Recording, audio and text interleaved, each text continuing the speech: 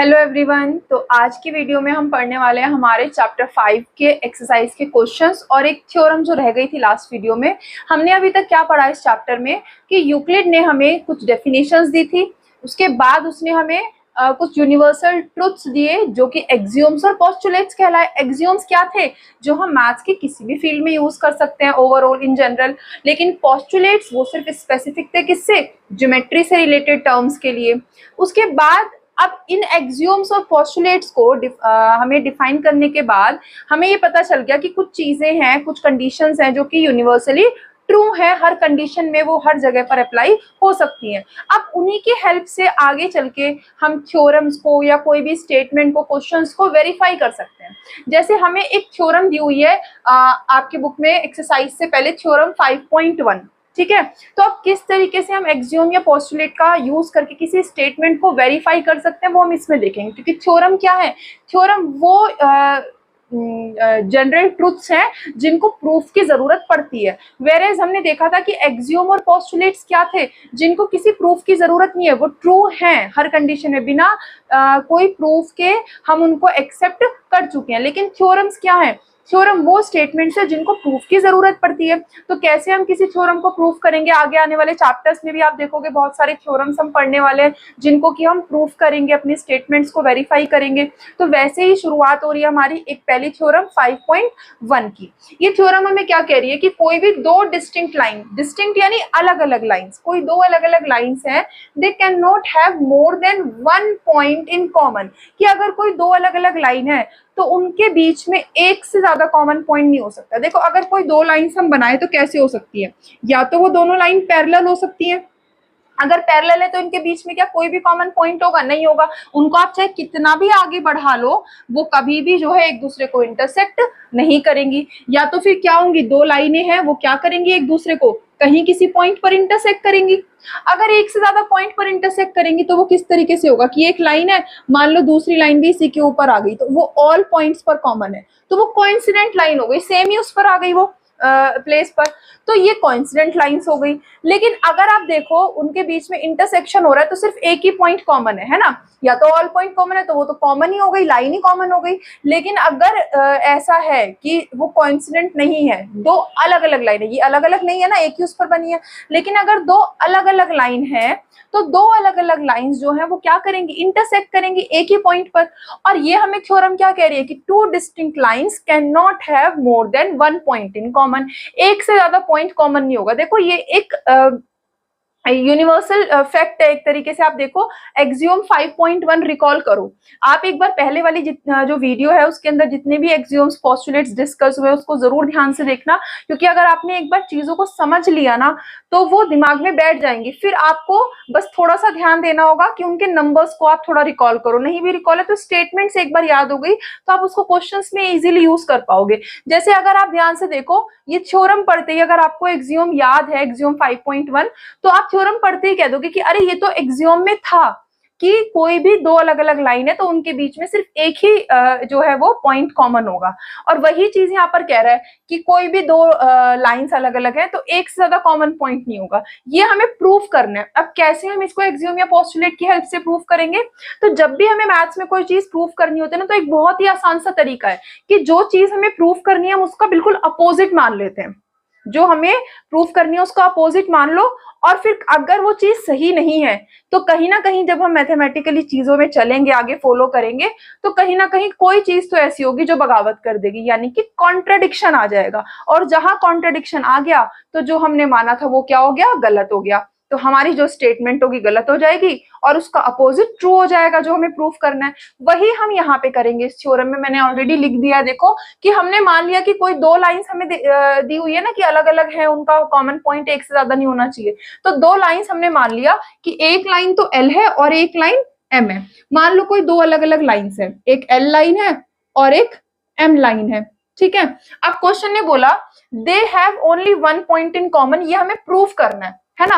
हम उल्टा मान लेते हैं, क्वेश्चन ने बोला एक पॉइंट कॉमन है, हम मान लेते हैं कि दो पॉइंट कॉमन है, चलो कम से कम, है ना। तो अगर दो पॉइंट कॉमन है तो इमेजिन करो लाइन कैसे बन सकती है कि ये एल जा रही है, इसके ऊपर एम जा रही है, ये यहाँ पर जो है एक इंटरसेक्ट कर दिया इसने ए पॉइंट पर, एक और ये लाइन कहीं से मुड़ के आके बी पर करेगी, तो ये क्या एक ही लाइन हो जाएगी? नहीं, तो ऐसा हो तो नहीं सकता, तो यही चीज हमें प्रूव करनी है। तो हमने क्या मान लिया कि 2 पॉइंट्स हैं उसके पास कॉमन।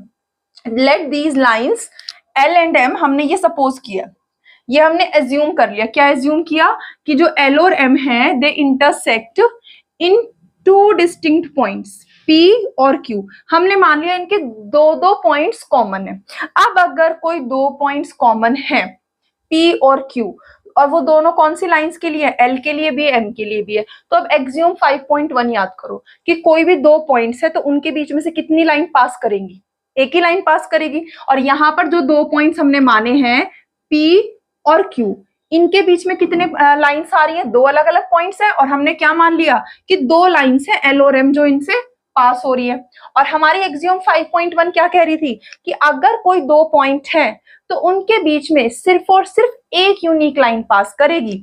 तो हमारे पास there are 2 distinct lines L and M passing through these 2 points P and Q, क्योंकि हमने क्या माना कि इन दोनों लाइंस को जो इंटरसेक्शन है वो 2 पॉइंट्स पर है, P और Q पर, यानी P और Q से L भी लाइन पास हो रही है और M भी हो रही है, 2 लाइनें पास हो रही है। जबकि एक्सियम 5.1 क्या कह रही थी, एक्सियम 5.1 ये आ गया ना यहाँ पर कि दिस कॉन्ट्राडिक्ट्स एक्सियम 5.1, और एक्सियम 5.1 क्या थी कि सिर्फ और सिर्फ एक ही लाइन, यूनिक लाइन पास कर सकती है कोई भी 2 अलग अलग पॉइंट से। अगर मैंने 2 पॉइंट कोई ले लिए, मान लो P और Q, तो अगर इनके बीच में एक स्ट्रेट लाइन बनाएंगे तो सिर्फ एक ही स्ट्रेट लाइन होगी, और कहीं से भी आप कोई भी अलग लाइन बनाओगे तो वो इनके बीच में से नहीं जाएगी। अगर कोई 2 गिवन पॉइंट है तो उनके बीच में से एक यूनिक लाइन पास होगी, जो कि एक्सियम 5.1 है। लेकिन हमारे अजम्पशन के हिसाब से कितनी लाइनें आ गई, 2 लाइन्स आ गई L और M जो पास कर रही है P और Q से, कॉन्ट्रेडिक्ट कर रही है किसको, एक्सियम 5.1 को। मतलब जो हमने माना वो क्या हो गया, वो गलत हो गया। तो इसका मतलब हमारा एजम्पशन क्या हो गया, रोंग हो गया। एजम्पशन क्या था कि L और M 2 पॉइंट से, 2 अलग अलग पॉइंट से जो है वो इंटरसेक्ट करेगी, वो गलत हो गया। जब 2 पॉइंट से नहीं करेगी इंटरसेक्ट तो मतलब कितने से करेगी, एक से ही करेगी। तो हमारे पास ये प्रूव आ गया कि therefore hence 2 distinct lines can not have more than 1 point in common. तो ये थी हमारी क्या, थ्योरम 5.1। अब हम अपने एक्सरसाइज के जो 5.1 के क्वेश्चन है उनको भी इसी तरीके से देखेंगे, कैसे हम डिफरेंट एक्सियोम्स या पोस्टुलेट्स को यूज करके उनको प्रूव कर सकते हैं, और इससे रिलेटेड क्वेश्चंस भी एग्जाम में आते हैं। तो देखते हैं आगे। तो अब देखते हैं फर्स्ट क्वेश्चन हमारी एक्सरसाइज का। ये क्या कह रहा है कि हमें कुछ स्टेटमेंट्स दिए हैं, हमसे पूछा है which of the following statements are true and which are false, और हमें रीजन भी देना है कि सही है तो क्यों और गलत है तो क्यों। तो एक्सियोम्स और पोस्टुलेट्स तो हमें याद हो गए होंगे, हमने 7 एक्सियोम्स पढ़े हैं, 7 पोस्टुलेट्स पढ़े हैं। तो बस हमें यही देखना है कि कौन सी स्टेटमेंट किस एक्सियोम या पोस्टुलेट से या कोई जनरल डेफिनेशन अगर अप्लाई हो रही है तो उसकी हेल्प से हम किस तरीके से इनको ट्रू या फॉल्स इनको इनके रीजंस दे सकते हैं। तो पहली स्टेटमेंट देखते हैं, बहुत ही सिंपल स्टेटमेंट्स है कि only 1 line can pass through a single point.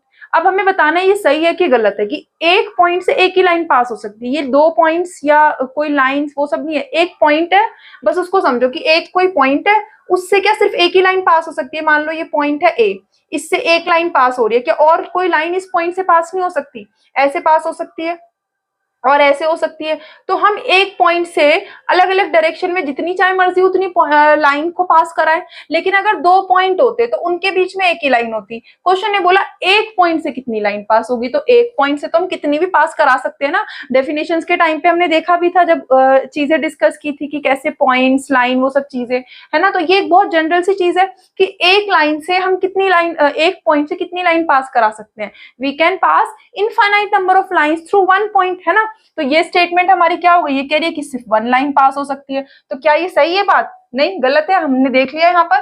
तो ये क्या हो जाएगा, फॉल्स हो जाएगा। क्यों हो जाएगा फॉल्स, बिकॉज क्या रीजन है, आप बनाकर दिखा सकते हो कि एक पॉइंट लिया और उस एक पॉइंट से आप अलग अलग देखो कितनी चाहे मर्जी उतनी लाइंस को पास करा लो। तो because infinite lines can pass through 1 given point, infinite lines can pass through 1 given point।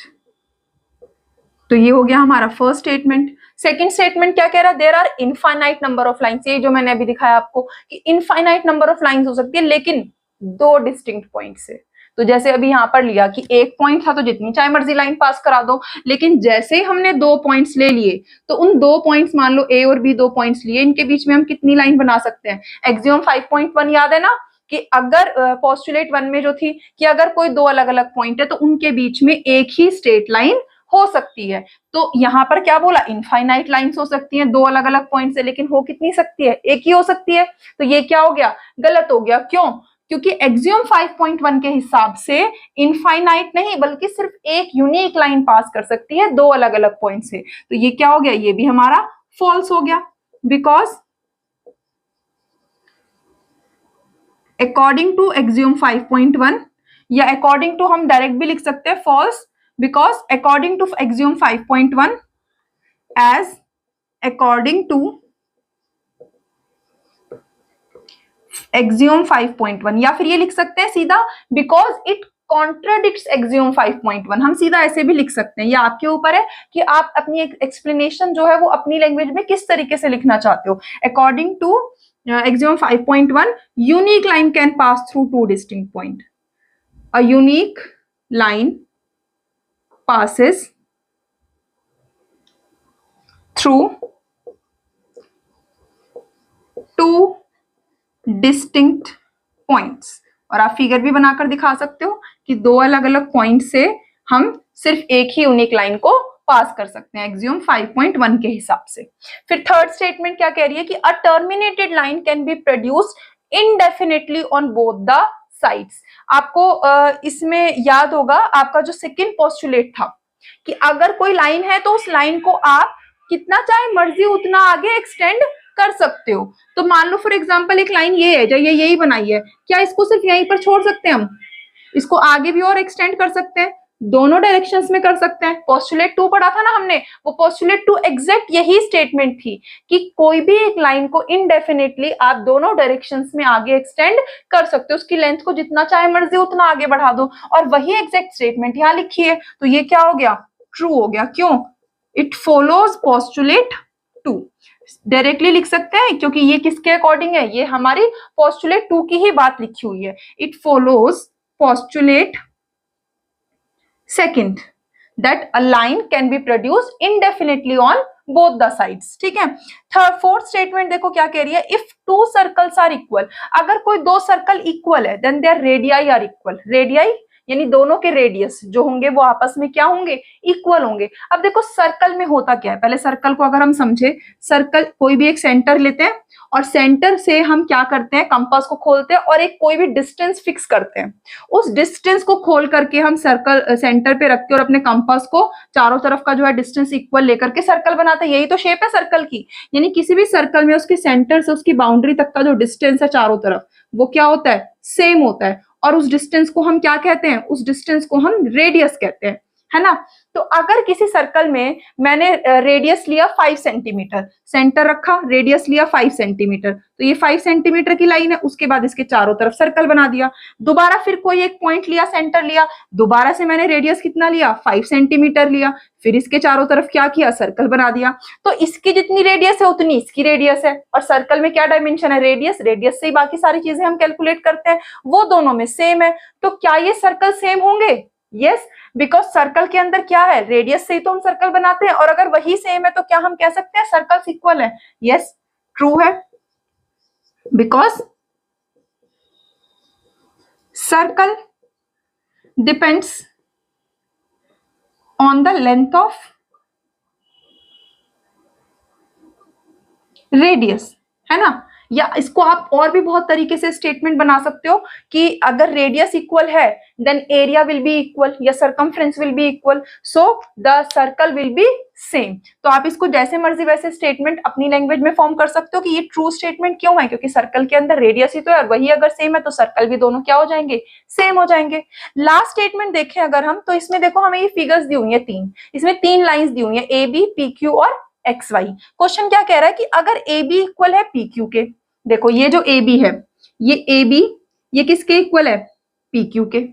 फिर उसके बाद बोला ये पी क्यू किसके इक्वल है? एक्स वाई के। अब ये वाला जो पी क्यू है ये किसके इक्वल है? ये इस एक्स वाई के इक्वल है। मतलब मान लो ये 5 सेंटीमीटर है, ठीक है। क्वेश्चन ने बोला ये ए बी जो है ये पी क्यू के इक्वल है, ये ए बी ये 5 है तो ये भी 5 होना चाहिए, यही मतलब हुआ ना इसका। उसके बाद क्वेश्चन ने बोला अब ये पी क्यू एक्स वाई के इक्वल है, ये पी क्यू किसके इक्वल है, इस एक्स वाई के, यानी कि ये 5 है तो ये भी कितना हो जाएगा, 5 हो जाएगा। तो क्या ये ए बी और एक्स वाई इक्वल हुए, ये 5 है ये इसके इक्वल है और इसके इक्वल ये है, ये भी 5 है, तो ये दोनों भी 5 5 हो गए कि नहीं।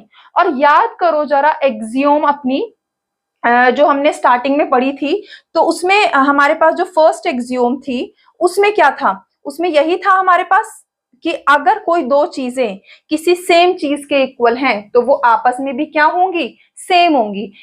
Things which are equal to same things are equal to one another, हमने उसमें ये पढ़ा था कि अगर मान लो ए बी इक्वल है इसके, या जैसे ऐसे इस तरीके से मान लेते हैं कि अगर ए इक्वल है सी के और बी भी इक्वल है सी के, तो यहाँ पर क्या हो जाएगा, ए और बी भी आपस में क्या हो जाएंगे, इक्वल हो जाएंगे, और वही सेम चीज है कि नहीं है अकॉर्डिंग टू एक्सियोम 1। तो ये भी क्या हो गया, ट्रू हो गया। ट्रू क्यों हो गया, बिकॉज इट फॉलोज एक्सियोम 1। और आप उसको लिख भी सकते हो, क्या लिख सकते हो कि थिंग्स इक्वल टू, या things equal to same things are equal to one another. जो एक ही चीज के इक्वल हैं वो आपस में भी क्या हो जाएंगी, इक्वल हो जाएंगी, है ना। जैसे 5 इक्वल है 5 के और ये वाला 5 इसके इक्वल है, तो ये दोनों भी तो 5 5 है, ये भी आपस में क्या हो गए, इक्वल हो गए। तो ये था हमारा फर्स्ट क्वेश्चन। अब आगे देखते हैं सेकंड क्वेश्चन। तो अब देखते हैं हमारा सेकंड क्वेश्चन। सेकंड क्वेश्चन हमें क्या कह रहा है कि हमें डेफिनेशंस देनी है कुछ टर्म्स की, हमें कुछ 5 पार्ट्स दिए हुए हैं और क्वेश्चन ने बोला give definition for each of the following terms. और उसके बाद आगे भी बोला है कि क्या इनकी डेफिनेशन देने से पहले कोई और टर्म्स है जिनको पहले डिफाइन करना पड़ेगा, if yes then what are they and how might you define them. तो हमें डेफिनेशन, जैसे यूक्लिड्स ने हमें डेफिनेशन दी थी, हमने कुछ डेफिनेशंस पढ़ी थी यूक्लिड की दी हुई कि जैसे पॉइंट क्या है जिसका कोई पार्ट ना हो, point has no part, length क्या थी, कोई लाइन क्या थी, कोई भी जिसकी सिर्फ लेंथ हो, ब्रेथ ना हो। तो ऐसे कुछ डेफिनेशंस दी थी हमें यूक्लिड ने। तो वैसे ही क्वेश्चन ने बोला कि ये कुछ और टर्म्स है, इनको डिफाइन करना है और डिफाइन करते वक्त ये देखना है कि कोई और टर्म्स इसमें ऐसी आ रही है जिनको फर्दर डिफाइन करने की जरूरत है। तो वही हमें देखना है। सबसे पहले देखो क्या लिखा है, पैरेलल लाइंस मैंने लिख दी है पहले ही, तो इनको अब डिस्कस कर लेते हैं कि पैरेलल लाइंस क्या है। पैरेलल लाइन जैसे रेलवे ट्रैक है, जैसे स्केल के दोनों साइड्स हैं, ऐसी लाइन जो आगे सीधे सीधे सीधे चलती रहेंगी, उनको जितना भी इनडेफिनेटली आप आगे बढ़ाओ वो कहीं भी जाकर इंटरसेक्ट नहीं होंगी। इंटरसेक्ट नहीं होंगी मतलब उनके बीच में कोई कॉमन पॉइंट नहीं आएगा। तो या तो हम वर्ड लिख सकते हैं विच डू नॉट इंटरसेक्ट, या फिर हम ये लिख सकते हैं कि दो लाइनें जो सीधे सीधे चलते जा रही है और उनके बीच में कोई भी कॉमन पॉइंट नहीं है। तो यही चीज मैंने यहाँ पर इसको बिल्कुल सिंपल टर्म्स में डिफाइन करने की कोशिश की है कि ऐसी दो लाइनें, मान लो एल और एम हमने दो लाइन ले ली, ये बना दी एक लाइन और एक ही दूसरी, तो इनको जितना भी आगे बढ़ाओ ये ऐसे ही चलती जाएंगी, ये कहीं भी इनके बीच में कोई भी कॉमन पॉइंट नहीं आएगा, यानी इनके बीच का जो डिस्टेंस है वो हमेशा क्या है, फिक्स है, सेम है। So two lines L and M are parallel if they have no common point, अगर उनके बीच में कोई भी कॉमन पॉइंट ना हो। और पैरेलल लाइंस को हम रिप्रेजेंट कैसे करते हैं, हम पैरेलल लाइंस को रिप्रेजेंट करते हैं इस तरीके से, L पैरेलल M, ये पैरेलल का साइन है, ठीक है। तो इस तरीके से हम दो पैरेलल लाइंस को रिप्रेजेंट कर सकते हैं। उसके बाद अगली डेफिनेशन पे जाने से पहले इसमें देखो क्या क्या टर्म्स यूज हुई। इसमें टर्म्स यूज हुई लाइन, इसमें टर्म यूज हुआ पॉइंट। तो ये पॉइंट क्या है, लाइंस क्या है, ये सब चीजें यूक्लिड ने भी हमें डिफाइन की थी। तो वही चीजें मैंने यहाँ पर जो जो टर्म्स इन सारी डेफिनेशन में यूज हुई है, हमने वो सारी पॉइंट्स जो है, टर्म्स जो है वो यहाँ पर डिफाइन कर ली। जैसे लाइन और पॉइंट के बारे में जिक्र आया था, तो सबसे पहले यूक्लिड ने हमें डिफाइन किया था पॉइंट, तो हम पहले इस डेफिनेशन को डिफाइन करने से पहले पॉइंट पर जाएंगे कि पॉइंट क्या है। पॉइंट वो है जिसका कोई पार्ट नहीं होता, ना कोई लेंथ है ना कोई ब्रेथ है, जीरो डायमेंशन। स्टार्टिंग में हमने प्रीवियस वीडियो में जहां पर डिस्कस की थी सारी डेफिनेशन एक्सियोम्स, वहां पर हमने ये बहुत अच्छे से डिस्कस किया था कि पॉइंट क्या है, विच हैज नो पार्ट। तो पॉइंट को डिफाइन कर दिया। उसके बाद लाइन भी तो यहाँ पर एक टर्म यूज हुई थी, पॉइंट तो हुआ ही था, लाइन भी तो एक टर्म जो है वो यूज हुई थी। तो लाइन भी क्या है, तो पैरेलल लाइन से पहले तो लाइंस पता होनी चाहिए। तो लाइन क्या है, जिसकी सिर्फ लंबाई है, विच हैज ओनली लेंथ। तो a line is breadthless length, जिसकी ब्रेथ ना हो, सिर्फ लंबाई हो, लेंथ हो। तो वो हमारी क्या होती है, लाइन होती है। तो अगर हमें लाइन पता है, पॉइंट पता है, तो इनकी हेल्प से हम पैरेलल लाइन को डिफाइन कर सकते हैं। ऐसे ही अगर हम आगे जाए परपेंडिकुलर लाइंस में, तो परपेंडिकुलर लाइंस में भी देखो वर्ड यूज हो रहा है लाइन। लाइन ऑलरेडी मैं लिख चुकी हूँ यहाँ पे, लाइन हम डिफाइन कर चुके हैं ऑलरेडी। तो एक साथ सारी जो भी टर्म्स है हमें डिफाइन करने की जरूरत है वो हमने कर ली, जो एक्स्ट्रा है इनके अलावा, जो भी मिनिमम जरूरत थी। लेकिन लाइन के अलावा और क्या वर्ड यूज हो रहा है, देखो परपेंडिकुलर का मतलब क्या है कि ये एक लाइन है, दूसरी लाइन इसके ऊपर आकर के क्या करे, एकदम सीधी खड़ी हो जाए, मतलब कितने डिग्री का एंगल बनाए, 90 डिग्री का, यानी कि राइट एंगल बनाए। राइट एंगल पढ़ा है हमने।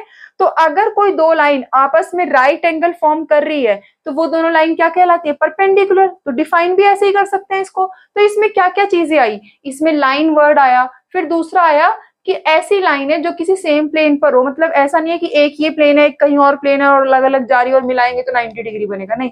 एक ही प्लेन पर, एक ही सरफेस पर अगर कोई दो लाइनें हैं तो वो क्या करेंगी, परपेंडिकुलर होंगी, आर परपेंडिकुलर इफ, अगर दे फॉर्म राइट एंगल। तो दूसरी टर्म क्या हो गई हमारे यहाँ पर, राइट एंगल हो गई, कि राइट एंगल भी पता होना चाहिए हमें। तो लाइन तो डिफाइन कर चुके थे, अब राइट एंगल। अब राइट एंगल से भी पहले, राइट एंगल तो 90 डिग्री होता है, लेकिन एंगल क्या होता है वो भी हमें पता होना चाहिए। तो वो टर्म्स हमने यहाँ पे डिफाइन कर ली कि एंगल का मतलब क्या होता है, जब कोई दो रे पढ़ी थी हमने, रे को भी डिफाइन करना पड़ेगा। तो रे क्या है, पहले उस एंगल से भी पहले अब रे देख लेते हैं। रे क्या है, जब हम लाइन की बात करते हैं तो जिसको दोनों डायरेक्शंस में इंडेफिनिटली आगे बढ़ा सके। लेकिन रे में क्या करते हैं, जैसे तीर कमान होता है ना, एक पॉइंट पर पीछे खींचा, एक पॉइंट के बाद उसको पीछे नहीं खींच सकते और आगे छोड़ेंगे तो उसका उसकी जो भी एफिशिएंसी होगी उसके हिसाब से वो उतना ही आगे छोड़ने पर जाएगा। तो आगे की उसकी लेंथ फिक्स थोड़ी ना, जितना चाहे मर्जी उतना आगे एरो चला जाए। तो वही काम रे का है कि रे में क्या है, एक पॉइंट एंड पॉइंट फिक्स है और दूसरे पॉइंट को हम इनडेफिनिटली आगे तक प्रोड्यूस कर सकते हैं। मतलब रे की भी फिक्स लेंथ नहीं है, लेकिन एक एंड पॉइंट फिक्स है।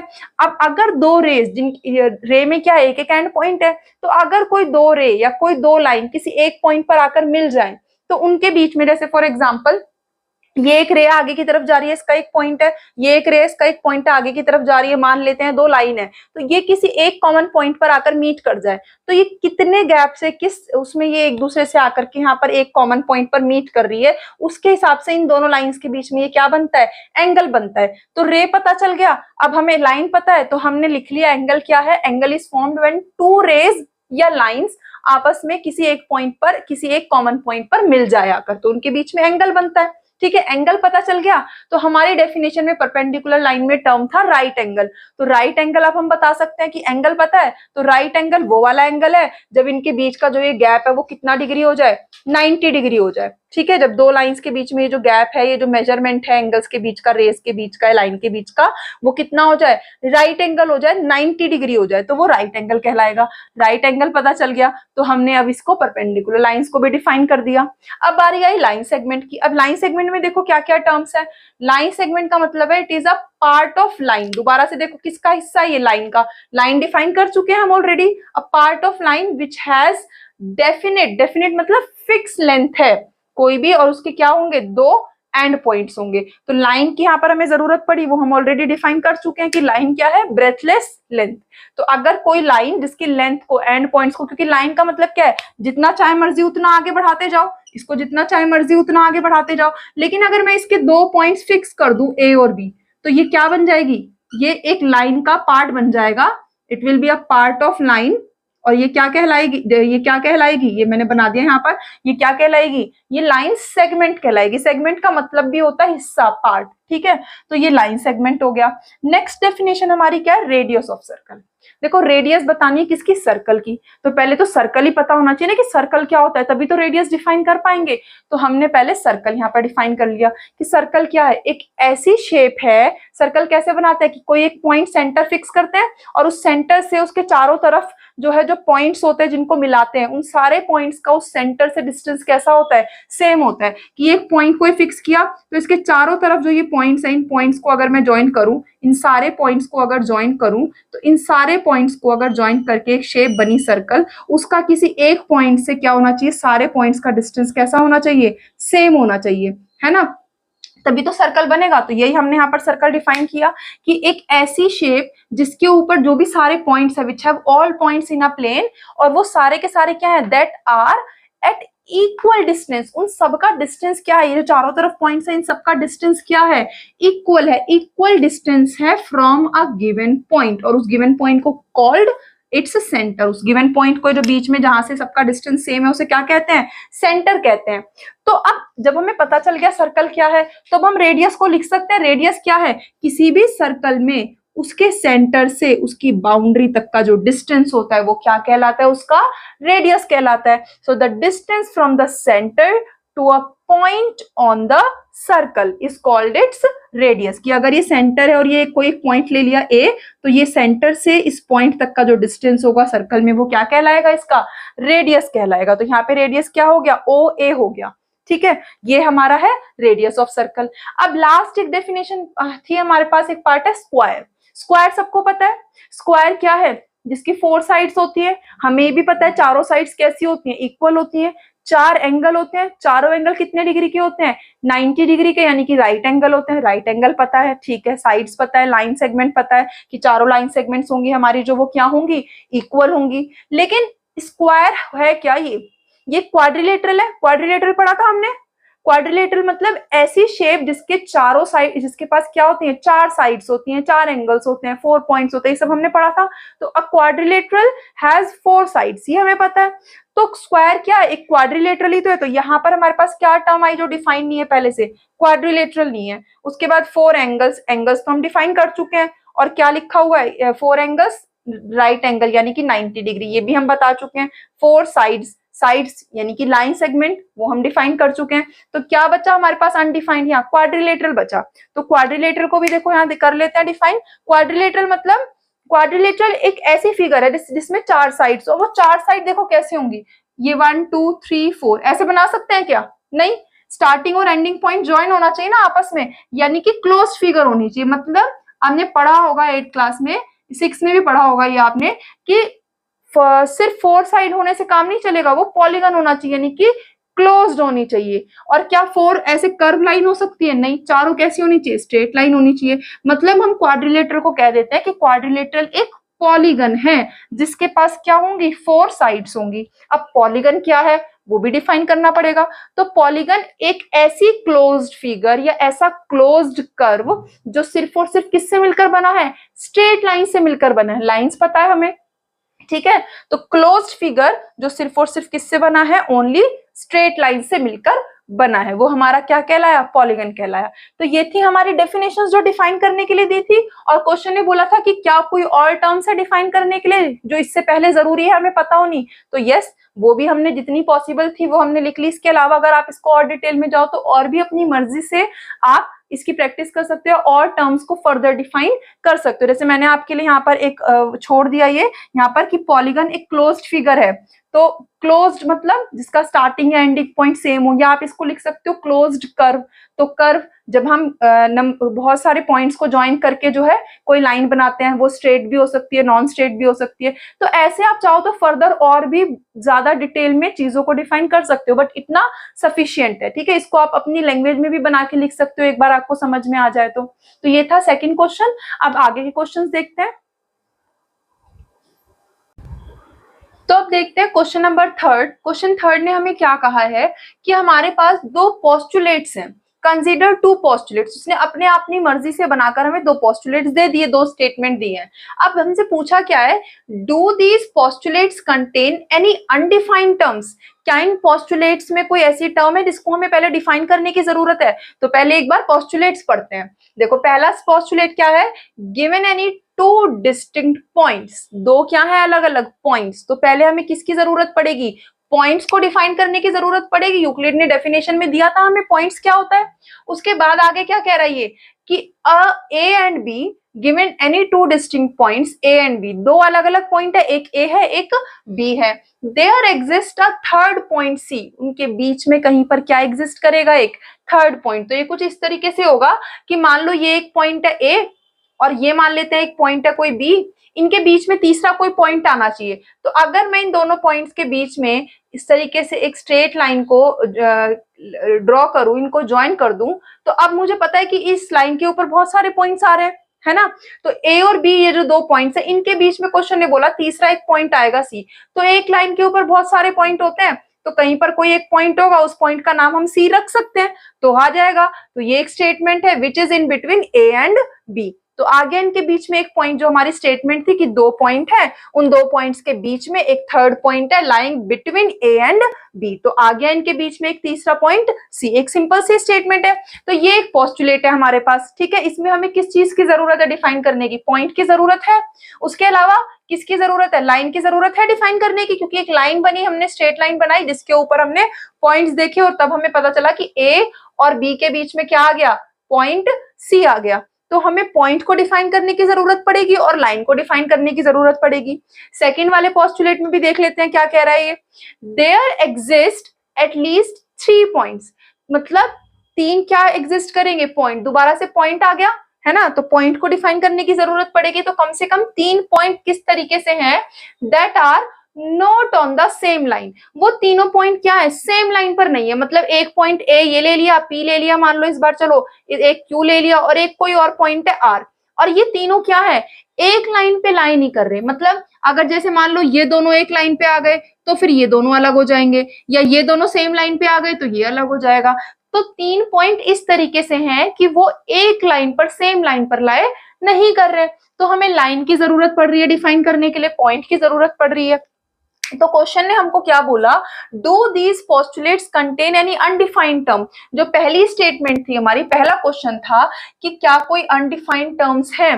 तो यस, क्या क्या है वो अनडिफाइंड टर्म्स हमारी? पहला हमारे क्वेश्चन का आंसर कि वो अनडिफाइंड टर्म्स हमारी क्या क्या है। एक तो पॉइंट को जरूरत पड़ेगी डिफाइन करने की, और दूसरा लाइन को। तो पॉइंट को और लाइन को, इन दोनों को ही यूक्लिड ने डिफाइन किया हुआ है। क्या डेफिनेशन से कि पॉइंट क्या है? पॉइंट वो चीज होती है जिसका कोई भी पार्ट नहीं होता, ना लेंथ होती, ना ब्रेथ होती, कोई डायमेंशन नहीं होता, 0 डायमेंशन होता है। ये हम प्रीवियस वीडियो में बहुत अच्छे से डिस्कस कर चुके हैं। तो पॉइंट को कैसे डिफाइन करेंगे? Point is that which has no part. और दूसरा लाइन, लाइन भी हमने पढ़ी थी कि जब सिर्फ 1 डायमेंशन हो, सिर्फ लंबाई लंबाई हो, लेंथ लेंथ नाप सके किसी चीज की, कोई ब्रेथ ना हो, इतनी सी भी जरा सी भी ब्रेथ ना हो, सिर्फ लेंथ हम किसी चीज की नाप सकते हैं, लंबाई नाप सकते हैं, तो वो लाइन कहलाती है।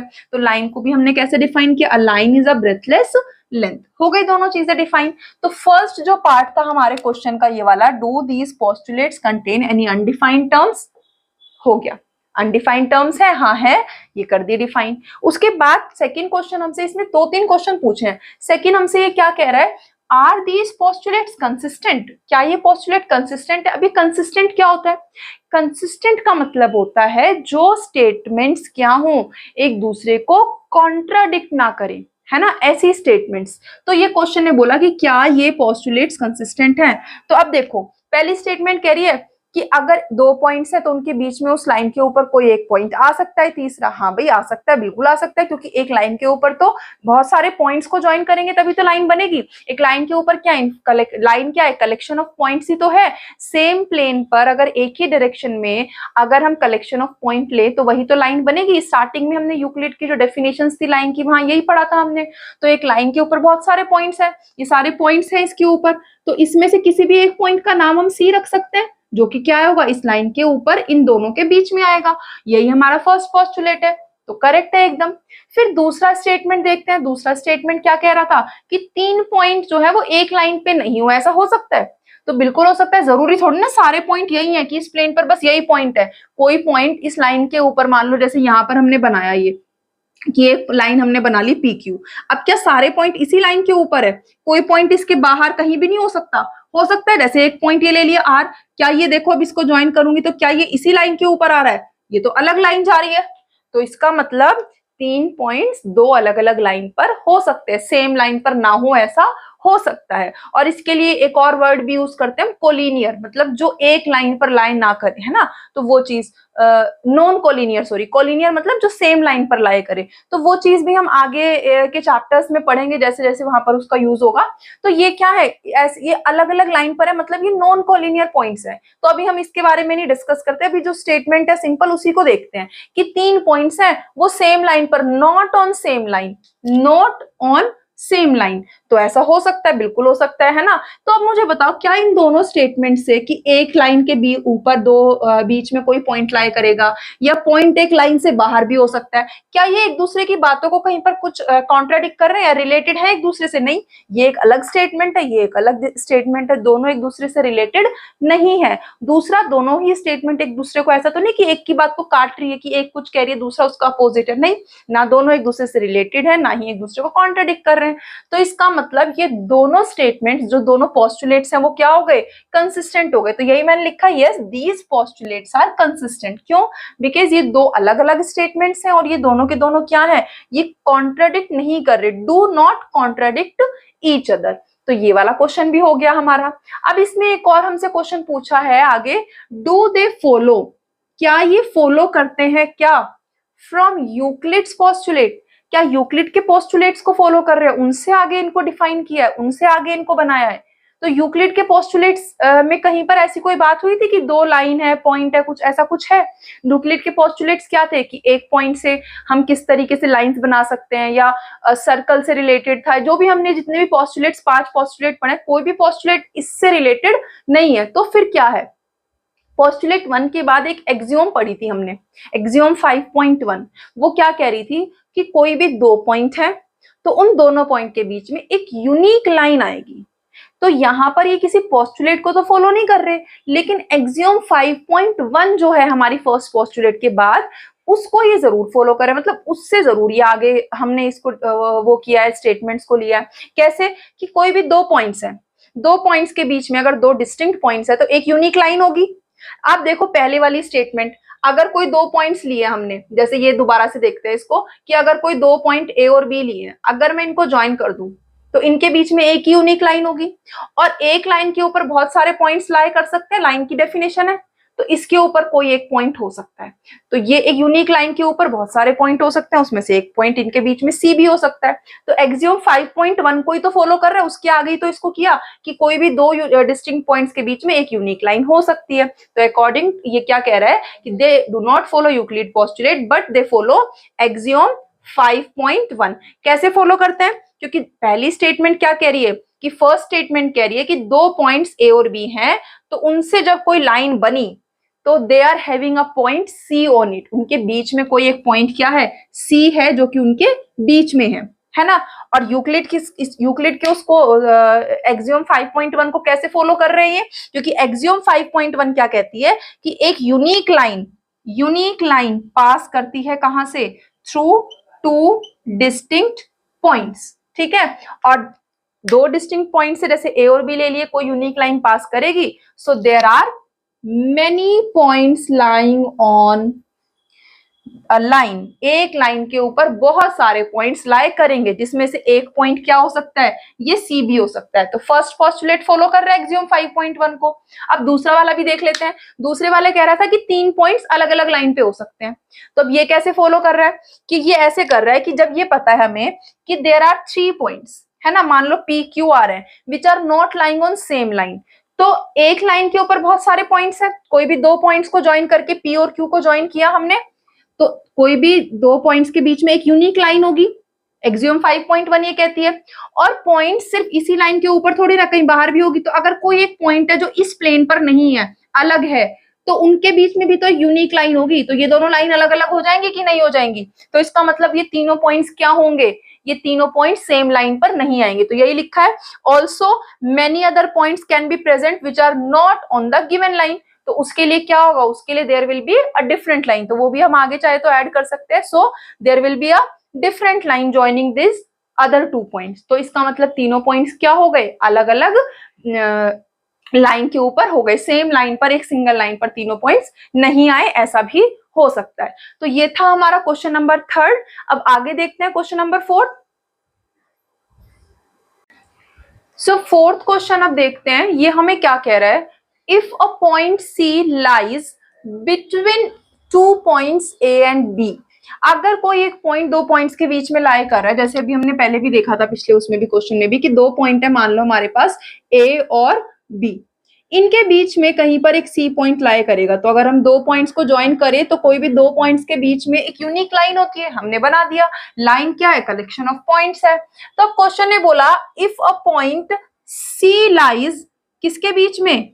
ए और बी के बीच में। तो इनके बीच में कहीं पर कोई एक पॉइंट आएगा सी, सच दैट, किस तरीके से है वो point? Such that AC is equals to BC।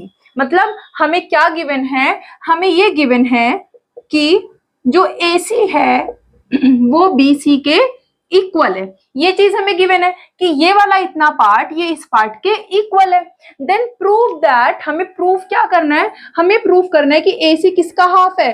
AB का। AB क्या है? यहां से लेके यहां तक इस पूरे का हाफ है। ये हमें प्रूफ करना है। Explain by drawing the figure. Figure को ड्रॉ करके हमें ये प्रूफ करना है। अब देखो क्वेश्चन ने क्या कहा कि ये A से लेके C, ये वाला पार्ट इतना, यहां से यहां तक का जो ये पार्ट है, ये वाला पार्ट इस यहां से यहां तक के पार्ट के क्या है? पूरे आगे तक के इक्वल है। तो ये दोनों मिलाकर के क्या बन रहा है? पूरा का पूरा AB बन रहा है ना? तो ये अगर ये दोनों पार्ट इक्वल है तो ये हाफ पार्ट, आधे आधे पार्ट हो गए कि नहीं? कि दो पार्ट है, दोनों को मिलाकर दोनों बराबर हैं और दोनों को मिलाकर पूरा बना। तो मतलब आधा आधा पार्ट मिलकर के ये पूरा बड़ा पार्ट बन गया। ये चीज हमें फिगर से क्लियर हो गई। अब इसको हम प्रूफ कैसे करेंगे एक्सियोम या पोस्टुलेट्स की हेल्प से, वो हम देखते हैं। देखो हमें क्या गिवन है? हमें कि AC इक्वल है BC के, ठीक है। अब हमें चाहिए क्या? हमें ये पूरा AB चाहिए। तो हमें पूरा AB बनाना है और AC एक तरफ AC होना चाहिए जो उस पूरे AB का हाफ हो। तो अब देखो यहाँ पर दोनों साइड्स में वो एक्सियोम सेकंड याद करो कि अगर हम दोनों दो चीजें जो पहले से इक्वल है अगर उसमें इक्वल ऐड करें, मतलब जैसे 2 इक्वल्स टू 2 है, अगर दोनों में मैं 3 ऐड कर दूं तो भी ये क्या रहेगा? 2 + 3 5 इक्वल्स टू 5 रहेगा कि नहीं? If equals are added to equals then things are the wholes are also equal. ये थी हमारी एक्सियोम सेकंड। तो वो चीज हम यहां पर कर सकते हैं। देखो अगर मैं इन दोनों साइड्स में, है ना, एज यूजिंग एक्सियोम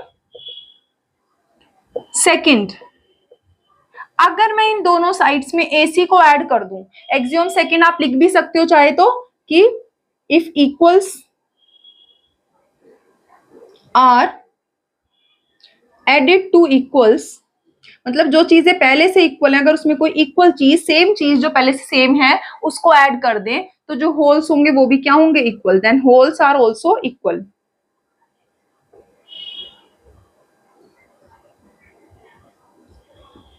तो ये थी हमारी क्या? Axiom second. तो इसमें हम क्या करेंगे कि ये जो AC और BC है इसमें दोनों साइड हम क्या करेंगे? Add AC to both sides. हम दोनों साइड्स क्या कर लेंगे? AC को ऐड कर लेंगे। तो हमारे पास क्या हो जाएगा? ये AC प्लस AC और राइट साइड में क्या हो जाएगा? AC प्लस BC, ये हो जाएगा। अब देखो 1AC और 1AC दोनों ऐड होकर कितने AC हो गए? ये हो गया 2AC, है ना। और ये जो AC प्लस BC है, अब फिगर में देखो ये जो पूरा AC है और ये जो BC है ये वाला, ये दोनों मिलाकर के क्या पूरा AB नहीं बन रहा? बन रहा है। तो आप ये नहीं कह सकते कि ये जो AC और ये BC ये दोनों मिलकर के किसके ऊपर आ रहे हैं? इस AB के ऊपर ही तो आ रहे हैं। मतलब ये इतना पार्ट और ये वाला पार्ट ये दोनों मिलकर के ये पूरा का पूरा बना रहा है। तो ये कॉन्साइड नहीं कर रहे, ये दोनों मिलकर के हाफ हाफ पार्ट इस पूरी लाइन को ही तो बना रहे हैं। तो ये पूरा कॉन्साइड कर रहे हैं। एक्सियोम फोर्थ कि अगर कोई चीजें कॉन्साइड करे तो वो आपस में क्या होती हैं? इक्वल होती हैं। तो ये जो AC और उसके आगे ये BC है ये दोनों के दोनों मिलकर के किसके ऊपर कॉन्साइड कर रहे हैं? इस AB के ऊपर कॉन्साइड कर रहे हैं। तो ये AC और BC मिलाकर के पूरा AB बन जाएगा कि नहीं? AC प्लस BC को हम पूरा क्या लिख सकते हैं? AB लिख सकते हैं। और फिगर में भी देखो ये यहां से यहां तक और यहां से यहां तक मिलाकर पूरी लाइन बन गई कि नहीं बन गई? तो ये अगर एक्सियोम की हेल्प से देखें तो कौन सी एक्सियोम है? ये है हमारी क्या?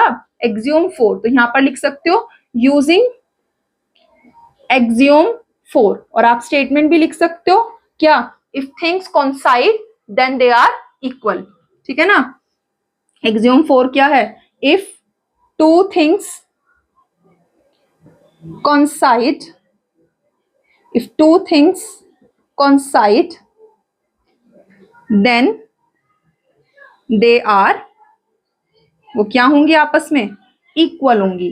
तो इसीलिए हम यहां पर इस पूरे AC प्लस BC को लिख सकते हैं AB।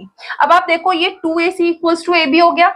इस AC के साथ में ये 2 कोफिशिएंट है, इसके बीच में कुछ साइन नहीं है, मतलब मल्टीप्लाई हो रहा है, और मल्टीप्लाई का अपोजिट इधर आकर क्या हो जाएगा, डिवाइड हो जाएगा, तो ये 2 आ जाएगा डिवाइड में, तो AC इक्वल्स टू क्या हो जाएगा, AB अपॉन 2 हो जाएगा, हाफ ऑफ AB हो गया, ये वन डिनोमिनेटर में 2 है ना, तो हो गया जो हमें प्रूफ करना था, AC equals to 1/2 of AB।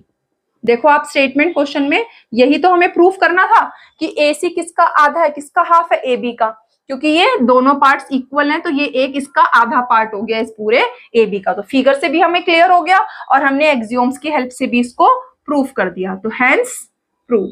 ये है हमारा क्वेश्चन नंबर 4। अब आगे 5th क्वेश्चन देखते हैं।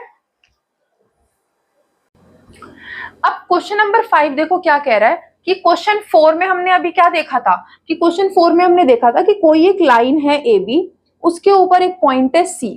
अगर ये A से C और B से C बराबर है, तो हमने क्या देखा था पिछले क्वेश्चन में कि AC जो है एक पार्ट इस पूरे का आधा है, ये वाला इतना पार्ट, ये इस पूरे का हाफ पार्ट है, क्योंकि दोनों तरफ 2 बराबर हिस्से हैं, तो AC क्या हो गया था, हाफ हो गया था AB का, है ना।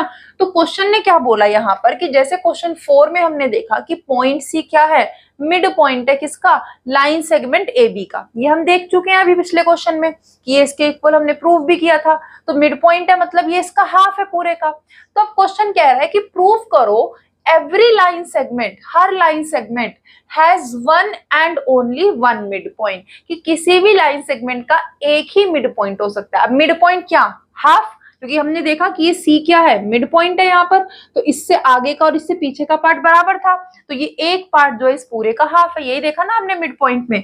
तो अब मिड पॉइंट का मतलब है किसी चीज का हाफ कर देना, आधा पार्ट, यही मतलब हुआ ना कि 2 बराबर हिस्सों में बांटेगा। जैसे 6 सेंटीमीटर का हाफ करना है, इसका मिड पॉइंट आधा, मतलब इसको 2 से क्या कर देंगे, डिवाइड, तो कितना हो जाएगा, 3 सेंटीमीटर हो जाएगा। 10 सेंटीमीटर का हाफ करना है, उसका मिड क्या होगा वैल्यू, तो 10 की मिड वैल्यू यानी कि उसका हाफ क्या हो जाएगा, 5 हो जाएगा। तो हाफ मतलब क्या हुआ, 2 से हम क्या कर रहे हैं, डिवाइड कर रहे हैं, यही मतलब हुआ ना। अब किसी नंबर को जैसे 10 को 2 से डिवाइड किया तो फिक्स वैल्यू आएगी, 10 को अगर मैं 2 से डिवाइड करूंगी तो ऐसा हो सकता है कभी तो 5 आ जाए डिवाइड करते समय, कभी 6 आ जाए, ऐसा हो सकता है, नहीं पॉसिबल है ना। तो किसी भी नंबर का जब हाफ करेंगे तो एक ही नंबर आएगा, किसी एक सेम डिजिट से अगर हम किसी नंबर को डिवाइड करें तो वही वैल्यू आएगी, फिक्स वैल्यू होगी। ऐसा तो नहीं एक बार 2 से डिवाइड किया कुछ और फिर कुछ और, नहीं। तो वही चीज यहाँ पर है कि किसी लाइन सेगमेंट का जो मिड पॉइंट होगा वो एक ही होगा, बट क्वेश्चन ने बोला प्रूफ करो इस बात को कि one and only one mid point है, इस बात को हमें प्रूफ करना है। अब मैथ्स में हम एक स्पेशल सी टेक्निक यूज करते हैं, कोई भी चीज अगर हमें प्रूफ करनी है तो हम क्या करते हैं, जो हमें प्रूफ करना है वो कोई सीधे सीधे ना माने तो उसका अपोजिट लेट कर लो। उसका अपोजिट लेट करने से फायदा क्या होगा, हम उसके बाद उसको कैरी करेंगे कि अगर ये बात सही है तो चलो उसको चलाते हैं आगे। जब आगे चलाएंगे कहीं ना कहीं क्या होगा, रोड ब्लॉक, मतलब कहीं ना कहीं हमारी बात का कॉन्ट्राडिक्शन आ जाएगा, और जब कॉन्ट्राडिक्शन आ जाएगा तो अपने आप साबित हो जाएगा कि जो हमने माना वो गलत है। तो इसका मतलब जो प्रूफ करना था उसका अपोजिट वो आ जाएगा अपने आप। तो अब यहां भी हम यही करते हैं, क्वेश्चन ने बोला कि एक और सिर्फ एक मिड पॉइंट है तो हम मान लेते हैं चलो एक से ज्यादा होते होंगे, एक नहीं मान रहे तो एक से ज्यादा होते होंगे, यही कर सकते हैं। तो हम सपोज कर लेते हैं, suppose line segment AB has 2 mid points, हम मान लेते हैं कि इसके 2 मिड पॉइंट्स है। अब मिड पॉइंट्स 2 है तो दोनों से क्या होगा, इसका डिस्टेंस हाफ होगा, तो हम मान लेते हैं, इसको हटा देती हूं।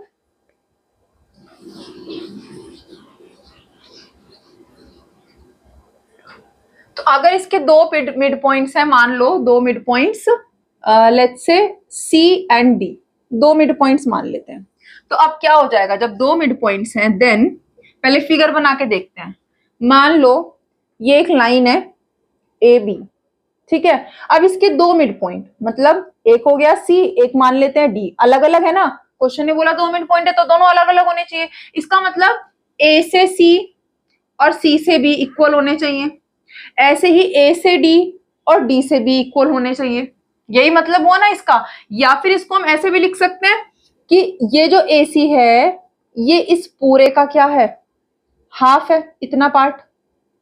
ऐसे ही A से लेके D तक का डिस्टेंस, ये भी क्या होना चाहिए, इस पूरे का, ये इस पूरे का हाफ होना चाहिए। अब दोनों अलग अलग पॉइंट है तो देखो अब क्या होगा, पहले हमने देख लिया कि अगर ये दोनों मिड पॉइंट्स हैं then AC will be half of AB। Similarly जो A से D है, क्योंकि D भी मिड पॉइंट है, तो A से लेके D भी क्या हो जाएगा, हाफ हो जाएगा, किसका, AB का हो जाएगा।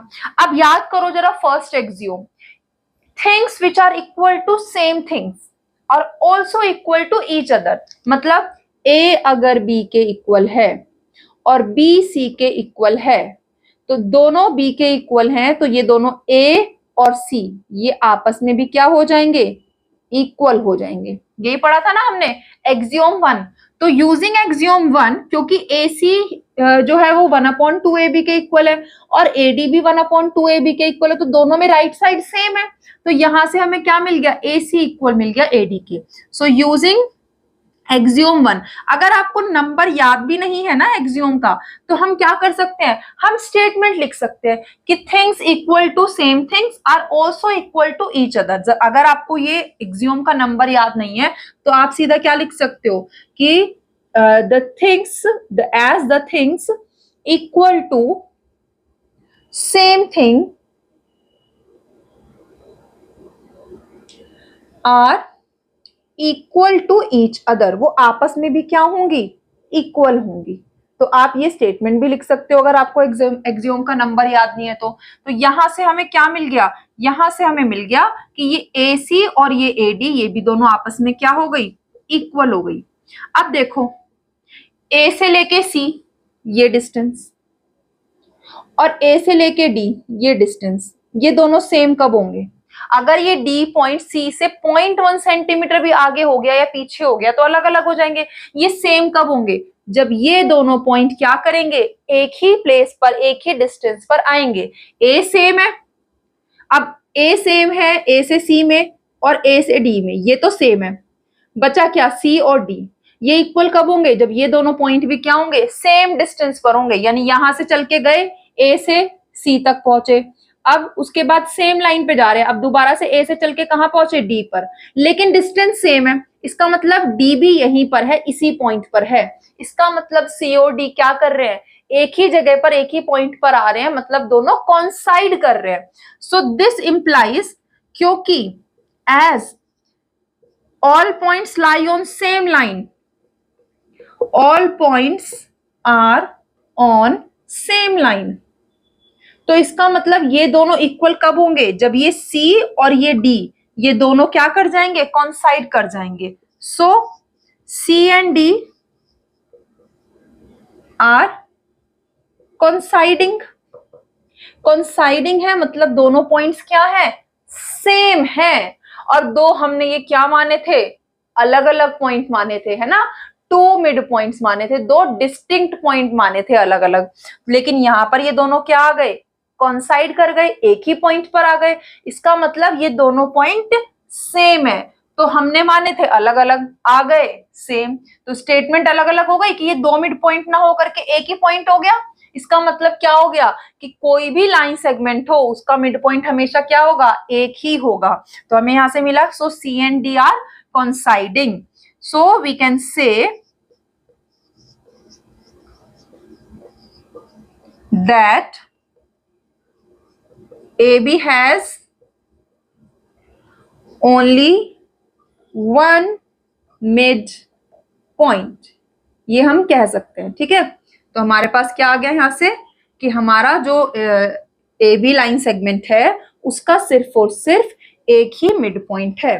ठीक है, फिगर भी आप चाहो तो बनाकर दिखा सकते हो, फिगर से भी प्रूव कर सकते हैं कि अगर ये लाइन सेगमेंट AB है, इसके ऊपर एक पॉइंट है C, दूसरा पॉइंट है D, अगर AC और AD दोनों सेम है तो ये दो अलग अलग पॉइंट नहीं हो सकते। तो इसका मतलब हमारे पास क्या हो गया, ये एक ही पॉइंट पर आ गया कि ये जो AB लाइन सेगमेंट है ये AC और यहीं पर ही क्या है, D, ये तभी सेम है जब इन दोनों का पॉइंट क्या है, सेम है, जब ये कॉन्साइडिंग है। तो इसका मतलब मिड पॉइंट क्या आ गया, एक ही आ गया। तो ये था हमारा क्वेश्चन नंबर 5।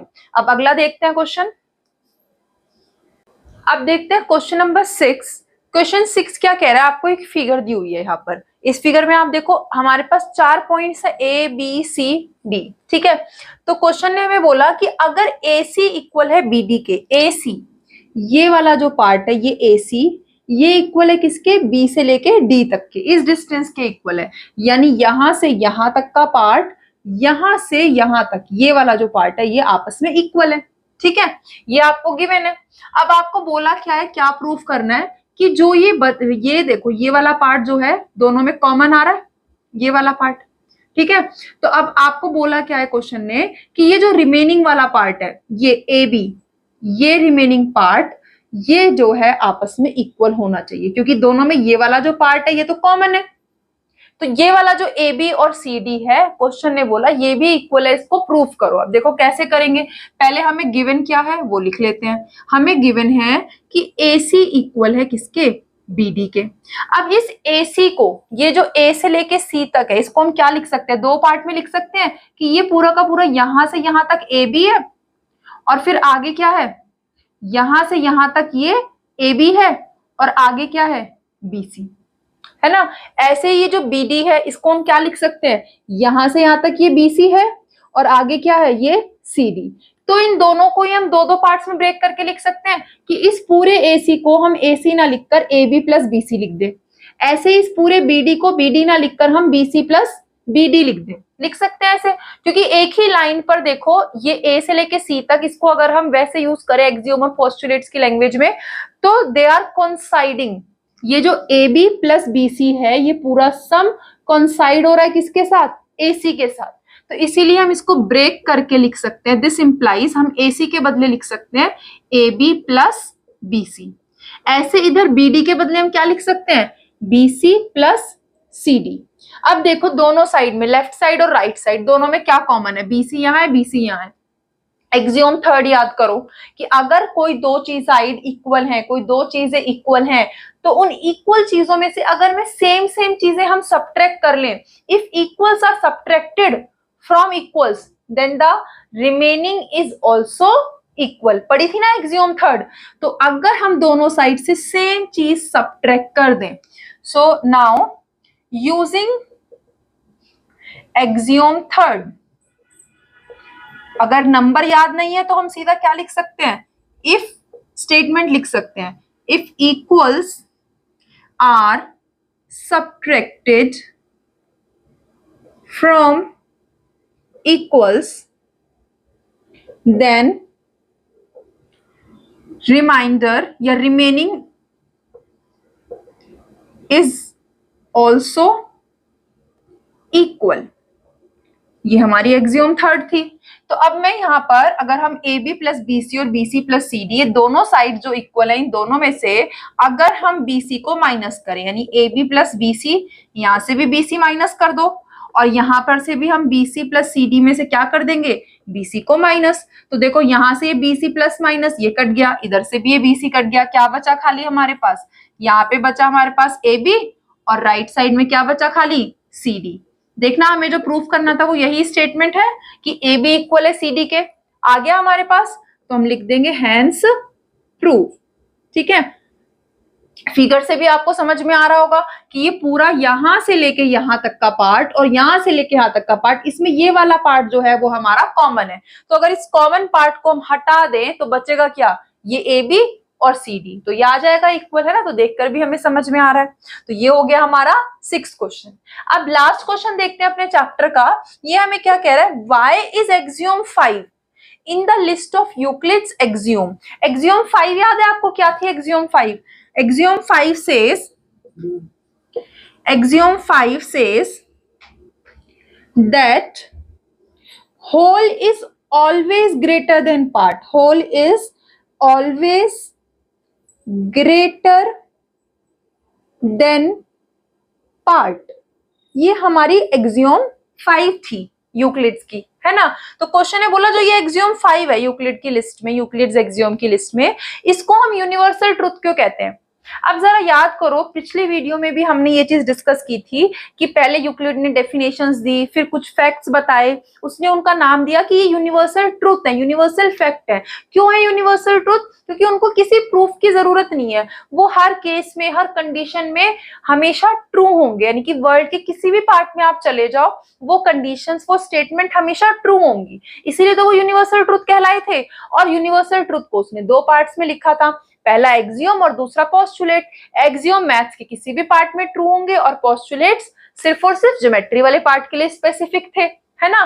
तो ये कह रहा है कि एक्सियोम ये यूनिवर्सल ट्रूथ क्यों है? भाई ये ट्रूथ इसीलिए तो है क्योंकि ये यूनिवर्सली एक्सेप्टेड है, because it is true in all part of world in every situation. तो हम इसको क्या लिख सकते हैं कि it is universal truth because, चाहे वो जरूरी नहीं आपसे एक्सियोम 5 पूछ ले, आपसे कोई भी एक्सियोम पूछ ले या पोस्टुलेट पूछ ले, तो हम उसमें यही लिख सकते हैं कि वो यूनिवर्सल ट्रूथ क्यों है। Is universal truth because it is true in all conditions in every part of world, in every part of world,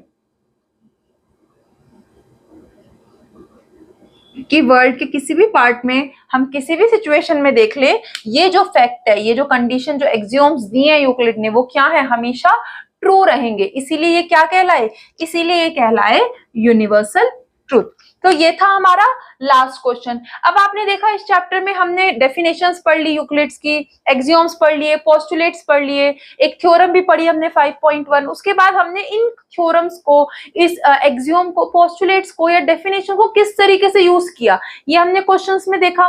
तो इन क्वेश्चंस की आपको प्रैक्टिस करने से पहले सिर्फ इतना ही ध्यान रखना है कि एक्सियोम और पोस्टुलेट्स वो आपको लर्न होने चाहिए, मतलब आपको पता होना चाहिए कि क्या क्या स्टेटमेंट्स हमने पढ़ी है, ताकि हम उनके अगर नंबर भी याद नहीं है तो हम उनके स्टेटमेंट्स को लिख करके उन्हें एग्जाम में यूज कर पाए। क्योंकि क्वेश्चन इसी तरीके से आते हैं कि कोई कंडीशन आपको दे दी और उसके बाद पूछा गया कि किस तरीके से आप इसको प्रूव कर सकते हो। तो आपको बस ये देखना है कि कहाँ पे कौन सी एक्सियोम हम यूज करके कोई सिचुएशन को प्रूव कर सकते हैं। तो अच्छे से प्रैक्टिस करेंगे तो बहुत ही सिंपल सा और इजी सा चैप्टर है। So that's all for this chapter. Thank you.